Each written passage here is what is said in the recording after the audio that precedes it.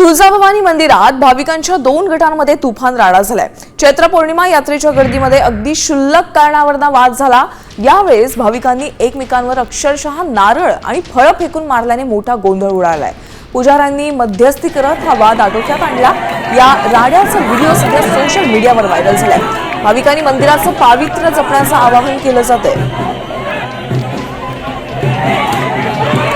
आपण थेट आमचे प्रतिनिधी बालाजी सुरवसे यांच्याकडून अधिकचे अपडेट जाणून घेऊयात। बालाजी, आपण पाहतोय तुळजापुरातली ही दृश्य आपल्याला दिसतात।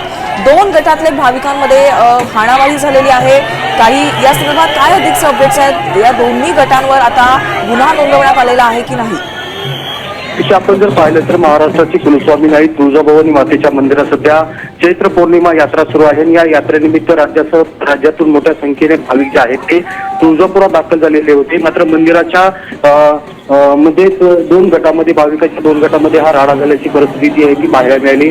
एकमेकांवर अक्षरशः नारळ आणि फळे मारून जो गोंधळ घालण्याचा प्रयत्न झालेला होता। त्यामुळे भाविकांमध्ये प्रचंड गोंधळ निर्माण झाला, दहशत निर्माण झाली। इतर भाविक जे आलेले होते त्यांच्यामध्ये देखील मोठा गोंधळ निर्माण झालेला होता। मात्र पुजाऱ्यांनी मध्यस्थी करत हा वाद जो आहे तो आटोक्यात आणण्याची परिस्थिती पाहायला मिळाली। एकीकडे आपण जर पाहिलं तर धार्मिक स्थळाचं पावित्र्य राखण्याचं आवाहन देखील आता मंदिर संस्थांच्या वतीने देखील यावेळी करण्यात आलेले आहे। नक्कीच बालाजी, धन्यवाद या सविस्तर आढाव्यासाठी। आपण पाहतोय 2 गटातील या भाविकांवर कारवाई देखील आता करण्यात आलेली आहे।